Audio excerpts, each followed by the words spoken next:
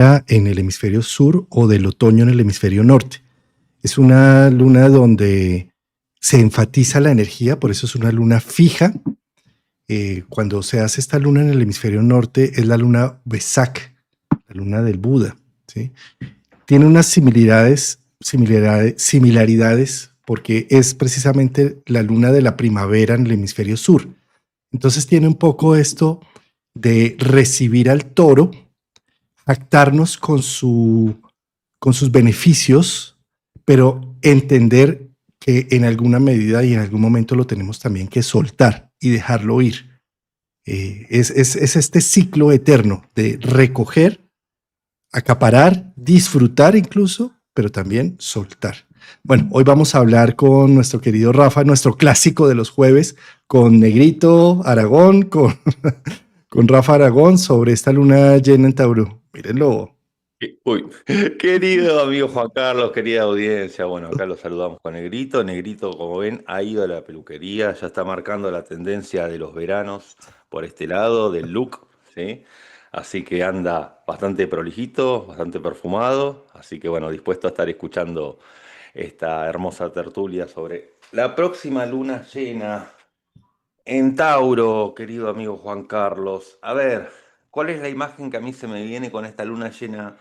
Que dicho sea de paso, es a los 13 grados de Tauro el próximo 5 de noviembre. A mí se me viene la imagen de un iceberg, ¿sí? Tenemos al Sol en Escorpio, que está por debajo de las profundidades, y la Luna en Tauro, que está en la punta del iceberg. Esta Luna en Tauro lo que está evidenciando, ¿sí? Al ser iluminada por el Sol, son aquellas necesidades que de alguna forma ya no se puede seguir insistiendo en estar fijos ahí. Es como si el Sol fuese la presión subterránea por debajo de la punta del iceberg que con su vitalidad nos recuerda que la seguridad no está en permanecer quietos en algo, sino en mudar la piel. Entonces justamente este Sol en Escorpio es como que le está diciendo a Tauro, bueno, a ver, ¿cuáles son las zonas en las cuales ya estás demasiado quieto y demasiado fijo y anhelando una seguridad que no va a llegar, ¿sí? Y de alguna forma hay que hacer un cambio y unos ajustes. Pero es como una pulsión que viene de abajo. Es como si nos susurrase algo por desde las vísceras que nos dice esto ya no da para más. Ahora, entre el Sol y la Luna, que forman una oposición, no hay aspectos. No es que el Sol o la Luna tienen un trígono, una cuadratura, otros planetas, pero sí intervienen los nodos. La Luna en Tauro tiene un trígono al nodo sur en Virgo. El nodo sur hace de drenaje, de agarrar y decir, bueno, a ver, esto Tauro que estás queriendo estar fijo ya pasó de moda, quedó viejo, quedó caduco, te voy a ayudar a que ese fruto madure y pasar de ciclo. Por el otro lado, el nodo norte en Piscis, que forma un trígono al Sol en Escorpio, nos da justamente ese salto al misterio, de decir, bueno, a ver, algo nuevo va a llegar si mudo la piel. No hace falta quedarme ahí. Entonces, fíjate cómo Escorpio, que es un signo que es regido por Marte, nos da también esa valentía para hacer estos cambios. Sale del motor escorpiano y marciano. Precioso esa interpretación que estás haciendo. La imagen que traes, Rafa querido, del iceberg, es el Titanic. El Titanic no se hundió por la pequeña punta que se veía afuera, ¿no? Se hundió es por todo lo que estaba debajo. Eso mismo nos sucede a nosotros. La luna llena en Tauro pone en evidencia cosas materiales, eventos físicos, situaciones concretas, pero es ya un reflejo de lo que está trabajando la luz que se está haciendo desde Escorpio, que es algo que está en la profundidad, ¿no? Y fíjate cómo también es importante valorar, hablando de lo venusino, ¿no? Y de lo taurino, lo que es la intuición, pero la experiencia de la intuición. Fíjate cómo la luna en Tauro lo que nos dice son esas señales que nos envía el cuerpo como recordatorio de que estamos repitiendo algo. ¿Cuál es la métrica de la luna en Tauro a nivel emocional? El cuerpo. Y fíjate cómo la intuición muchas veces lo que tiene es una memoria. Es decir, esta situación ya la viví. Pasa, por ejemplo, no sé, con los médicos, ¿no? Que ven un paciente y como ya vieron tantos pacientes, quizá pueden olfatear un poco lo que les sucede. No todos, ¿no? Estoy diciendo un ejemplo para que se entienda. Es como cuando uno recurrentemente está en una actividad o está en algo y ahí la intuición se va acumulando y se va afilando, pero por experiencia, ¿eh? No por sexto sentido, ni mucho menos. Estoy hablando por experiencia pura. Entonces la luna en Tauro sí nos está diciendo, a ver, aquello que el cuerpo te está avisando, te está diciendo, es porque ya lo pasaste, sea bueno, sea malo, no importa. Pero me parece importante hacer hincapié en eso, ¿no? En la experiencia que aporta la intuición, a la intuición. Hay una memoria corporal, una memoria física, una memoria Sí, sí, sí, biológica. sí, pasa mucho, por ejemplo, se dice que pasa mucho con los bomberos, ¿no? Que cuando entran a un incendio y dice, córranse todos, es porque el techo se está por derrumbar. Pero, a ver, pero no porque son magos o adivinos, sino porque ya vivieron situaciones así, porque ya hay unos céntimas de segundos previos de unos chispazos que van por un lado o por el otro que avisan que el techo se va a caer. ¿Me explicó? Entonces yo creo que esta luna en Tauro también viene a avisarnos de que esas son las señales para prestar atención. Y todo eso es a partir del olfato que se fue acumulando por experiencia. No habla, acá no estoy hablando de magia, ¿eh? Sí, sí, no es magia, pero termina siendo la intuición del cuerpo, la intuición de la biología que habla. Sí. Rafa, voy a poner acá la carta en pantalla Sí. para, para tener más o menos una referencia de lo que has estado diciendo. Tú también mencionabas, acá voy a ponerlo gráficamente, en resumen lo que me estabas mencionando, ¿no? Que la luna llena, que es esta, que es un sol en oposición a la luna en el grado 13, no tiene aspectos directos, aspectos de trígonos, sextiles, conjunciones. ¿Cómo sabemos que no tiene aspectos directos? Facilísimo, no necesitamos ponernos a hacer líneas, simplemente miramos qué hay en el grado 13. ¿Qué existe en el grado 13? Y vemos que con orbe en el grado 13 lo único que hay son los nodos, que era lo que mencionaba Rafa, que es precisamente que la luna llena está haciendo un aspecto de luna trígono a nodo sur y sextil a nodo norte. Es el, ¿sí? Sí, sin embargo, ningún otro, no tenemos más planetas en grado 13. Esto mirándolo solamente desde la luna. Pero ya sabemos que para singularizar el tiempo en astrología, lo que hacemos es, si vemos que es una luna llena en Tauro, pues el regente es Venus. Entonces, inmediatamente tenemos que ver qué aspectos hace Venus. Y Venus sí toca todo lo que está activo en la carta. ¿Sí? ¿Por qué razón? Porque en el grado 28, entre el grado 28 y los primeros grados de los otros signos, pues ahí están todos los planetas. Observamos a Júpiter en el grado 25, Quirón 24, Urano a los 0, Saturno y Neptuno a los 29, 25, Plutón a los 29, Marte y Mercurio también aquí entre los 0 grados y los 6 grados de Sagitario. Es decir, todos los planetas están ubicados en esos grados finales e inicios de otros. Para mí, Rafa, esto está marcando eh, no solamente por la luna llena, sino en general los tiempos en los que estamos embebidos en este 2025, en este último trimestre del 2025, en donde lo viejo está cerrando, lo antiguo, lo que traíamos, se está cerrando y se están diluyendo algunas cosas, se están poniendo en evidencia otras, estoy dándome cuenta de eventos y se está abriendo la novedad. Esto no es fácil, nosotros los seres humanos estamos más acostumbrados a vivir en mundos en donde se da por hecho muchas cosas. Cuando estamos a las puertas, estamos en una zona límbica, es decir, en un limbo, que no sabemos muy bien lo que viene y nos aterra. Y hay unos dichos populares espantosos, por ejemplo, como que dicen, más vale lo malo conocido que lo bueno por conocer. Imagínate para una Sí. zona límbica ese dicho. Es horrible, porque entonces arropémonos siempre con lo que ya teníamos y ni investiguemos para que viene lo nuevo. Y desde esa perspectiva, que aparezca algo nuevo es estar siempre subordinados a decir, ay, estaba mejor lo malo que ya tenía, ¿sí? En lugar de darme la posibilidad de reconocer que en lo bueno hay posibilidades creativas, retos y nuevas formas de hacer la vida. Entonces, para mí esta luna llena está marcando eso porque Venus, su regente, es el que está como poniendo en evidencia los procesos de transformación en ese grado 28. Y como es un grado 28 y no un grado 0 o 1, está poniendo más en evidencia lo que se está cerrando, que es lo mismo que está haciendo Neptuno regresándose a Pisces, Saturno regresándose a Pisces, Urano regresándose a Tauro.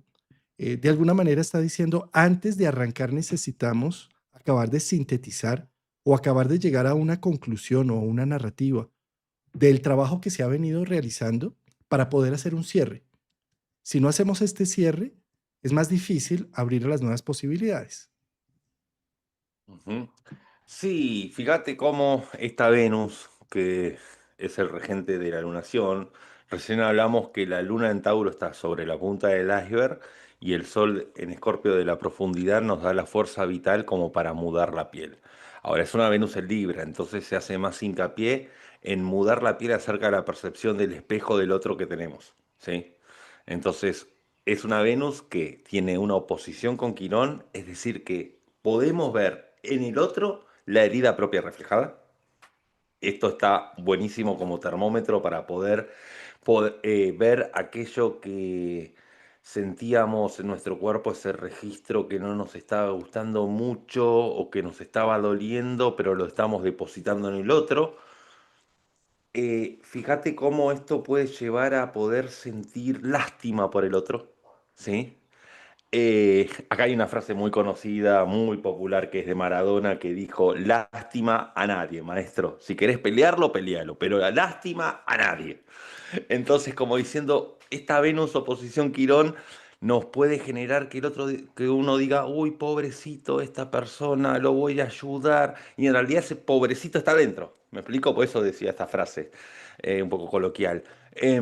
Porque justamente podemos encontrar como que hay un niño interno herido, un Aries que pudo no haber ganado batallas en el pasado, pero proyectado afuera. Y en realidad es propio.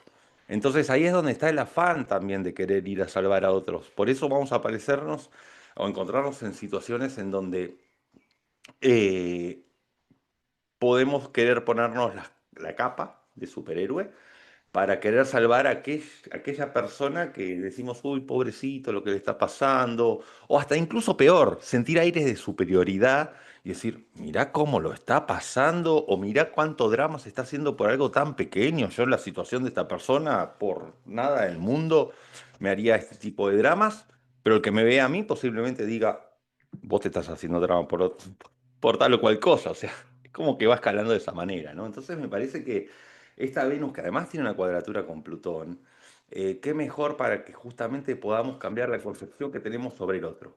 Sobre todo cuando nos minimizamos los problemas ajenos. Eh, Qué bonito esto que estás diciendo, Rafa, porque estamos acostumbrados a compadecer al otro, juzgar al otro, ¿sí? Darle consejos al otro, como si fuéramos una figura sabia de años, de evolución, que tiene la última palabra frente a un tema, ¿no? Entonces, vemos en el otro, eso es Venus, vemos al otro a manera de espejo. Como bien lo mencionas con Quirón, es como si tuviéramos una sensibilidad para la herida del otro, para lo que está viviendo o por lo que está pasando, y creemos que eso es el otro, que nada tiene que ver con nosotros, ¿no? Cuando en realidad todos estos espejos hacemos mejor si callamos eh, los, eh, los consejos y en lugar de estar dando consejos afuera, miramos el proceso como un espejo y decimos, ¿y qué me toca a mí de esto? ¿Cómo me está reflejando esta situación? ¿En qué no estoy viendo? Para empezar a hacer una redención de ese proceso adentro, no afuera, adentro. Fíjate cómo la palabra consejos aparece también en el planeta Júpiter, que forma una cuadratura con Venus, ¿sí? Entonces, a ver, cuando hay una cuadratura de Júpiter con Venus, es como que Venus va al encuentro para con el otro, va al encuentro con ese espejo. Pero Júpiter aparece por la esquina en 90 grados diciendo, voy a ir al encuentro, pero para radicalizar lo que el otro tiene que hacer, para dar las indicaciones de lo que el otro tiene que hacer, para instruir al otro como si yo ya hubiese estado en un estadio superior. Es ahí donde es una posición donde hay que tener mucho cuidado con el tema de la humildad, si se quiere. ¿Sí? Porque Venus cuadratura Júpiter es como decir, a ver, como yo ya sé tanto, estoy capacitado como para hacer que el otro pueda avanzar de la manera que yo creo que es la que tiene que avanzar. Entonces ahí es donde caigo en dar consejos a la otra persona sin escuchar qué le pasa, qué le sucede, su contexto de vida. Es como que yo agarre a un consultante sin preguntarle absolutamente nada de la carta y le diga, tenés que hacer esto y esto. Es lo mismo, ¿eh? Pues haciendo una analogía con el astrólogo, es lo mismo. Sin tan siquiera preguntarle cómo está, cuál es su contexto, nada. O sea, sí, Yo por eso no hago informes escritos, sí, sí, sí, sí, porque tengo que preguntarle a la persona por cosas, supuesto, hay tengo que que ver hablar. quién es la persona que me está consultando. Sí, por Exactamente, supuesto. tal cual, exactamente. Entonces, me parece que esa es una de las pautas y también hay que tener en cuenta que esta Venus tiene quincuncio con Saturno y con Neptuno, ambos que ya se devolvieron a Piscis. Entonces lo que hay que también aquí tener cuidado, ya que son planetas que están en Piscis, es justamente pecar de pocos empáticos. Vuelvo un poco a lo mismo, pero con los otros planetas. Es el hecho de agarrar y decir, ya sé por default lo que el otro tiene que hacer, entonces ni siquiera lo escucho, ni siquiera aplico lo Piscis, ni siquiera intento vivir un poco en carne propia lo que el otro está viviendo. Porque esa es la piedra en el zapato, los quincuncios con planetas en Piscis. Por eso me parece que esta luna llena lo que viene a invitar es la forma en que tratamos a nosotros mismos en función del otro. A ver, yo creo que lo que viene a tratar es qué tan, como, no, me sale la palabra educado, pero no es la palabra, qué tan empáticos somos con nosotros y qué tan humildes somos en relación al vínculo que tenemos y formamos con los demás. ¿Sí? Porque podemos pecar de soberbios. Sí. Eh, Mientras hablabas, estaba pensando cómo la luna llena en Tauro, o sea, la luna está poniendo en evidencia el signo de Tauro, una de las casas o signos de Venus. Y la otra casa o signo de Venus es Libra, donde está Venus misma. Entonces es como si lo venusino estuviera muy sobre la conciencia. ¿Y qué es lo venusino? Es el encontrar el valor de las cosas, el recurso. Eh, Haciendo énfasis, como la Venus está en Libra, en que a través de lo vincular es donde vienen los mensajes, las señales, la comunicación, en los vínculos, en lo relacional, con la familia, con la luna en Tauro, con todo el entorno familiar y con pareja, amigos, socios, eh, personas afines, Libra, como complemento. ¿No?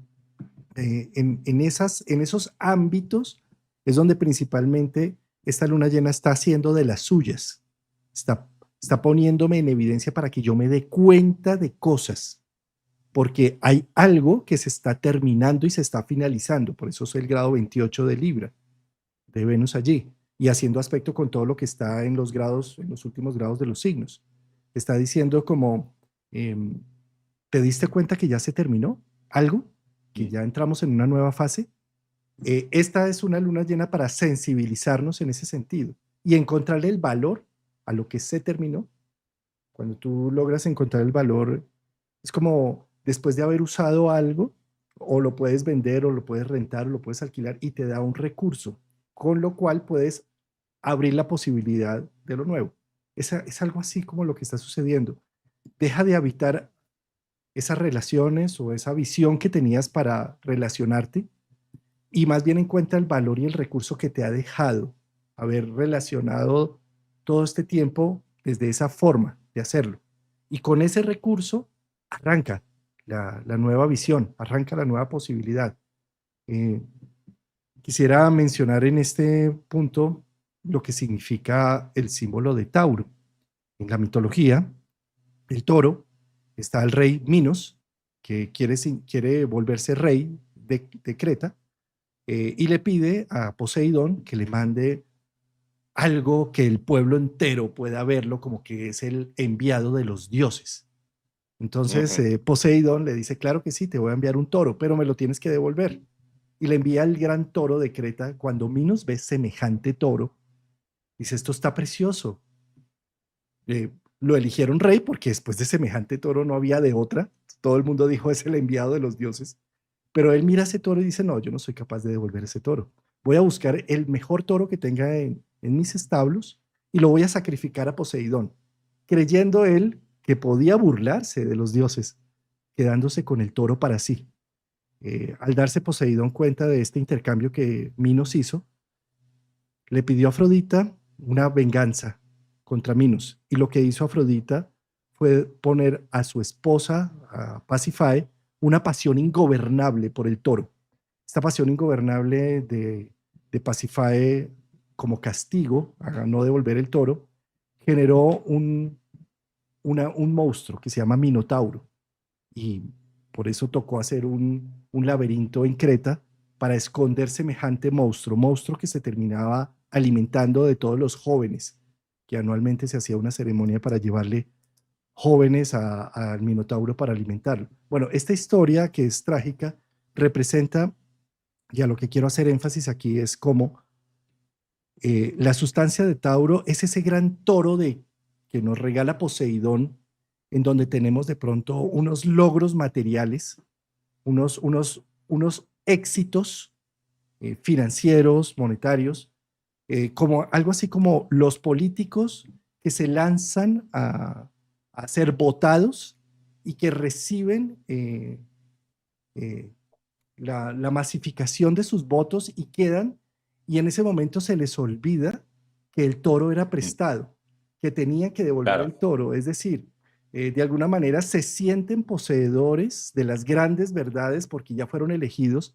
y se les olvida que deben devolver el toro y lo ponen para sí, es decir, la fama, el poder, la economía que gestaron, que fue gracias a su público, la terminan usando en beneficio individual y propio, olvidándose del trabajo social al que estaban invitados a ejercer. Esto a nivel macro, pero a nivel micro nos pasa exactamente lo mismo.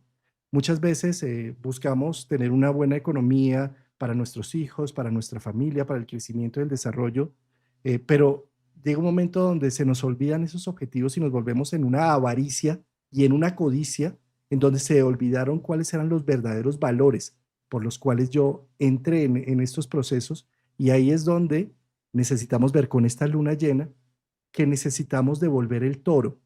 ¿Cuántas cosas hemos recogido en esta vida que ya seguirlas sosteniendo es una avaricia? ¿Y, y cómo podemos más bien encontrar el verdadero valor de a quién servían todos estos procesos? ¿A quién sirve el grial? ¿A qué servía tener este dinero, tener este prestigio social? ¿Para qué era? Y retomar a esos valores devolviendo el toro. Esto simbólicamente también es como toro y hombre en una danza, bailando con el toro, en donde en un momento dado debo soltar al mismo toro. Es decir, debo soltar aquellas cosas que me han dado placer, gusto y que ya son insuficientes, pero que si los sigo sosteniendo en el tiempo, simplemente el toro me arrastra. Y cuando voy a ver, no sé, perdí los valores humanos, perdí todo en pro solamente de lo material, de la moneda falsa que llevo en el bolsillo, cuando en realidad los valores trascienden. Lo material simplemente es un vehículo que en un momento dado debo aprender a devolver o a ponerlo realmente al servicio de lo que me ha traído hasta acá. Y fíjate con esto que decías de arrastrar el toro, muchas veces lo que tiene la luna en Tauro es que lo que puede hacer es acumular, y acumular que enojos, cosas que no dice, cosas que no pone en palabras. Entonces, bueno, cuando explota es como que se me tire un toro de, no sé, 1 tonelada encima. Yo me aplasta. Por eso me parece que aquí quien conspira a favor de que las cosas se resuelvan y no se dejen esperar para que no se acumule energía en potencia que no va a ser materializada, va por el lado de los regentes de Escorpio. Marte y Plutón tienen un sextil entre sí.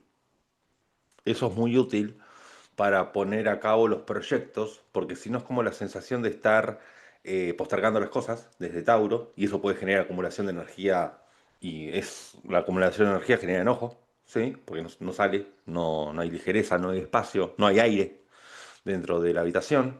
Entonces, qué mejor que esté Marte en sextil a Plutón para ir a poner el coche en marcha hacia aquellas zonas en las cuales había que ir a cumplir objetivos que tengan un propósito y un sentido, porque Marte está en Sagitario, ¿sí? Entonces es un para qué, no un por qué, ¿sí? El por qué es Géminis, el para qué es Sagitario. Entonces, el para qué hago las cosas y acompañado de acciones transformatorias, ya que Plutón es quien hace un sextil con Marte, es un poco la forma en la cual nos evitamos de que ese toro se empache de alguna forma. Y ahí es donde aparece el hecho de que yo le diga a otra persona, hiciste mal esto, estoy enojado contigo, y pasaron 3 meses. No dije nada. Me quedé acumulando, acumulando, acumulando, acumulando, esperando a que algo cambie sin accionar. Me parece que es una luna llena que, si bien es fija, tiene mucho de acción, mucha posibilidad de acción. De acción para cerrar.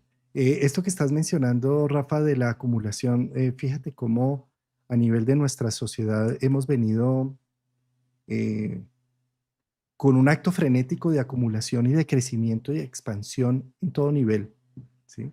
Y llegó Urano en Tauro a despertar esos procesos y a darme cuenta, oye, ¿te has dado cuenta todo lo que has venido acumulando? Ya está caduco. Y es como si me hubiera estado desde el 2018 Urano en Tauro moviendo la dinámica de que las cosas no son tan fijas como lo creías, de que hay que soltar y hay que dejar ir al toro para renovar los valores, para renovar y darnos cuenta eh, de lo que realmente tenemos y con agradecimiento apreciarlo. Entonces, Urano en Tauro vino a despertar ese aprecio por la vida y por las cosas. ¿Cómo? Quitándolos. O sea, eso es como cuando no sabemos que estamos enamorados de nuestra pareja hasta que se va con alguien, Bueno, sí, claro, claro, por decirlo. Y así, no, claro. no sabemos lo valioso que era la vivencia en una ciudad hasta que ya no puedo vivir allí, por ejemplo. ¿No? Sí, sí, sí, sí, sí, sí, lo de que no se valora algo hasta que no se pierde. Bueno, esto lo que decís es clave. Ese concepto es clave porque justamente el Sol en Escorpio está diciendo un poco el algoritmo al revés. Está diciendo, vamos a perder las cosas que ya no tienen más valor. Sí, desde el Sol en Escorpio. Porque el Sol en Escorpio, la función, ¿cuál es? Hacer que las cosas se pierdan. Pero no lo digo que se pierdan en el mal sentido, que se transformen para dar lugar a lo nuevo. Por eso yo creo que el Sol lo que hace es generar espacios nuevos. ¿Sí? Por eso Tauro está ahí en la punta del iceberg, como diciendo, bueno, a ver, acá estoy para que me digan cuáles son aquellas emociones que tengo por default asimiladas de que y están fijadas y ya están caducas. Sí.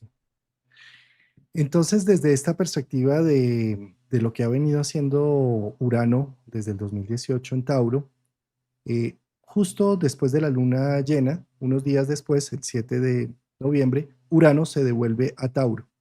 Y justo está en este proceso de retrogradación. Tenemos a nivel de la oposición, que nada mejor para ver algo como humanos que verlo afuera.